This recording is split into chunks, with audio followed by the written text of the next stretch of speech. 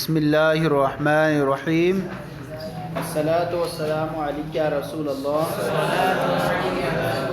الصلاۃ والسلام علیک یا نبی اللہ الصلاۃ والسلام علیک یا حبیب اللہ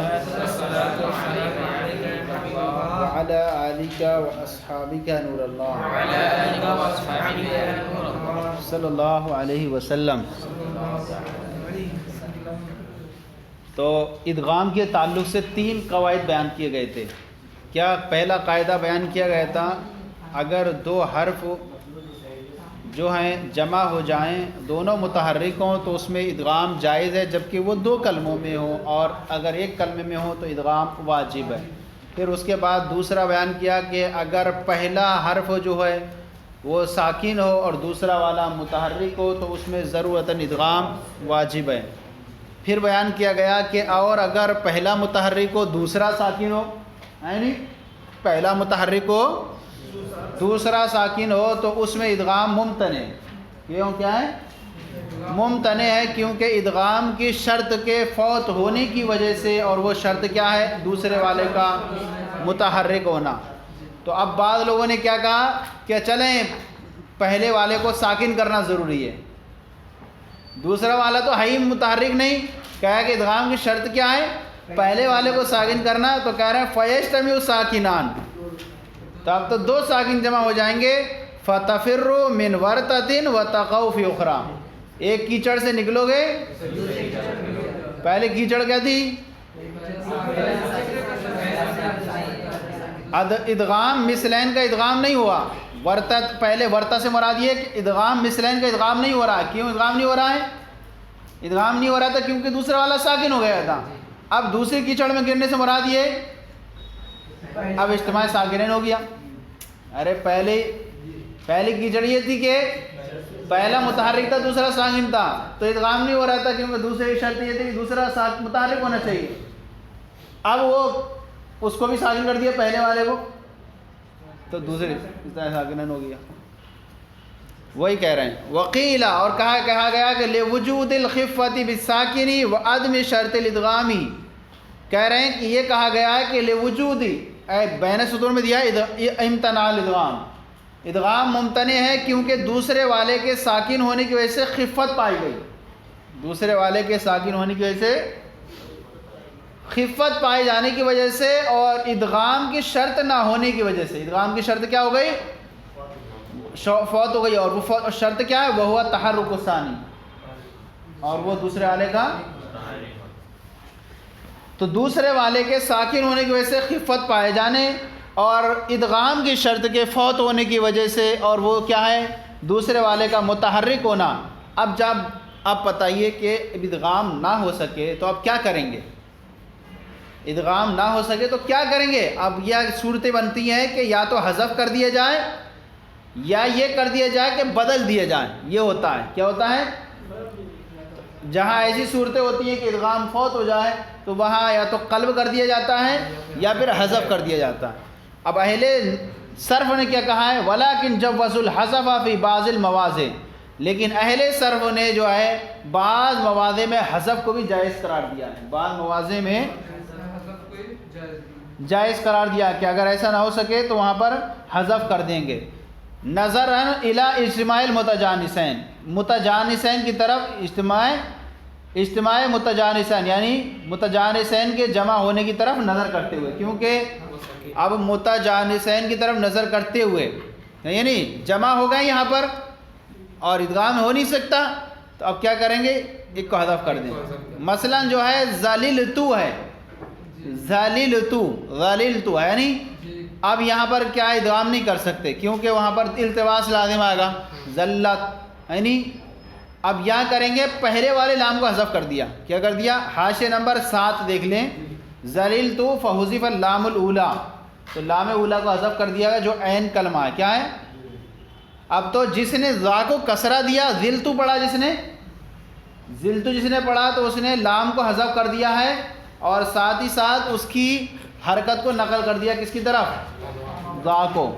فَذَلِلْتُ تھا تو لام کی حرکت نقل ہوگی تو کسرہ ہی نقل ہوگا، تو ذلتو پڑھیں گے۔ کیوں کہا؟ تاکہ یہ حذف ہونے کے بعد اس کا اثر کچھ باقی رہے، تاکہ پتہ چلے کہ حذف ہونے والا کیا تھا؟ لام تھا۔ سمجھ میں آ گیا؟ کچھ نہیں ہے، مارکر چلانا پڑے گا۔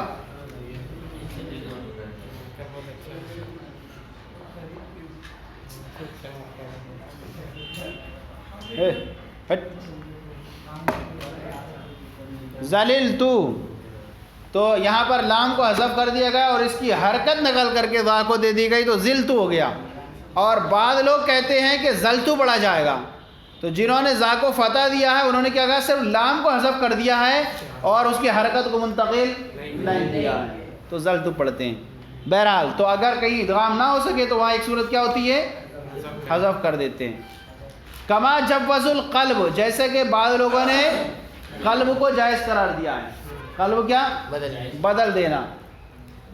جیسے کہ جس طرح سے حذف کو جائز قرار دیا، ایسے ہی انہوں نے قلب کو جائز قرار دیا۔ فی نحوی تقدی الباضی، تقدی الباضی جیسی مثالوں میں۔ تقدی الباضی میں کیا تھا؟ تقددن، کیا تھا؟ اب یہاں پر دو حرف ضاد جمع ہوئے تھے، حذف بھی نہیں کیا یہاں پر اور ادغام بھی نہیں کیا، لیکن کیا کر دیا؟ دوسرے والے کو یا سے بدل دیا، قلب کر دیا گیا۔ وعلیہ قرات من قرأ وقرنا فی بیوتکن، اور اسی پر قرات ہے ان کی جنہوں نے پڑھا ہے قرنا کسرے کے ساتھ۔ قرنا اس لیے کہہ رہے ہیں کیونکہ قرآن میں عبارت آئی ہے قرنا، وقرنا فی بیوتکن، عورتوں سے کو اپنے گھر میں ٹھہری رہیں، جمع مؤنث کا صیغہ یہ۔ وقرنا، وقرنا پڑھا جنہوں نے، کس پہ وہ دلیل دے رہا ہے کہ یہاں حرکت نقل ہو جاتی ہے نا، ذلتو جیسے ہوا، اور اسی پر قرات ہے اس کی جنہوں نے پڑھا ہے قرنا فی بیوتکن من القرار، یہ کس سے مشتق ہے؟ قرار سے، اور اس کی اصل ہے اقررنا، اس کی اصل کیا ہے؟ تو جیسے ذللتو ہے نا، اب کیا کیا؟ فحذفت الراء الاولی، پہلی والی را کو کیا کر دیا؟ حذف کر دیا۔ فنقل حرکتها الى القاف، اس کی جو حرکت تھی کیا حرکت تھی اس کی؟ کسرہ۔ ایسا حاشیے میں بین سطور اتنے اچھے اچھے لگا دیے ہیں۔ اس کی حرکت کو، کسرے کو نقل کر دیا گیا قاف کی طرف۔ اب حمزہ کی ضرورت نہیں پڑی، حمزہ لائے تھے ابتدا بالسکون کی وجہ سے۔ ثم حذفت الحمزہ، پھر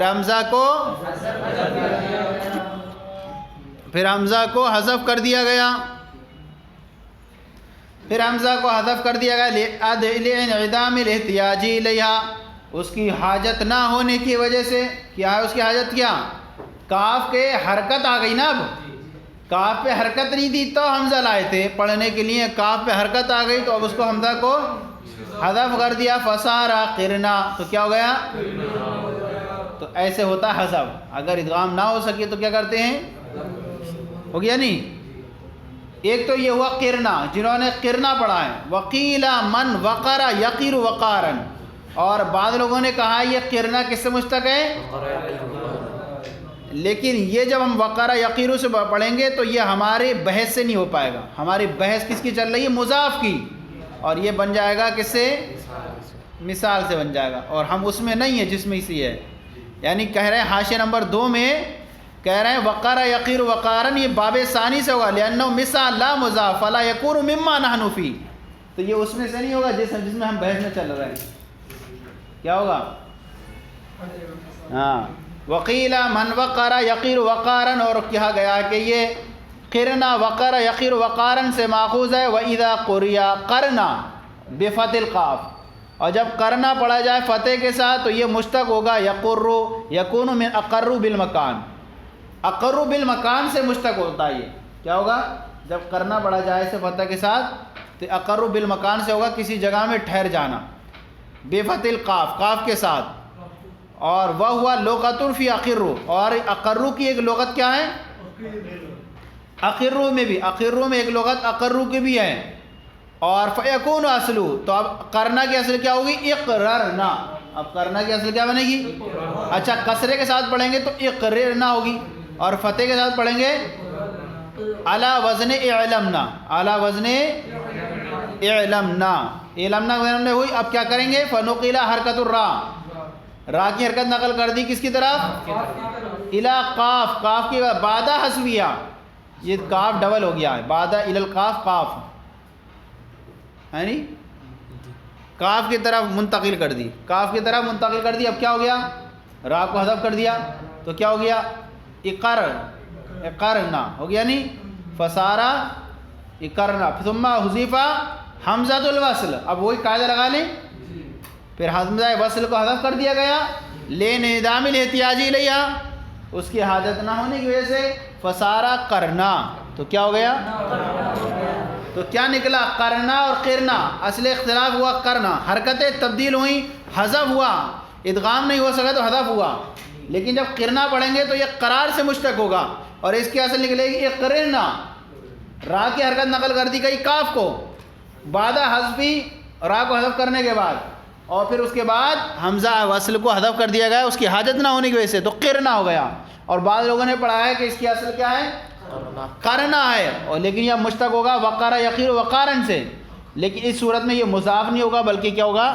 مثال ہوگا، تو اس صورت میں فتح کے کاف کے ساتھ، اور یہ لغت اقرو میں ایک لغت اقرو کی بھی ہے، تو اب ایسی صورت میں اصل اس کی نکلے گی اقررنا، اعلمنا کے بدلے پر، اب اس کی را کی حرکت نقل کر دی گئی کاف کو، را کی حرکت نقل کاف کو نقل کر دی گئی اور کس کو حذف کر دیا گیا؟ را کو، فسارا کرنا، تو کرنا ہو جائے گا فتح کے ساتھ، یعنی اب اس کے بعد اور مزید آگے بیان کریں گے۔ یہ بیان فرما رہے ہیں وَهَذَا إِذَا كَانَ السُّكُونُ لَازِمًا، یہ کب ہوگا؟ جبکہ دوسرے والے کا سکون لازم ہو، عارض نہ ہو، عارضی ہوگا تو آگے مسئلہ بیان کر رہے ہیں، جب سکون دوسرے والے کا لازم ہو، عارضی نہ ہو، انشاءاللہ کل اس کو بیان کریں گے۔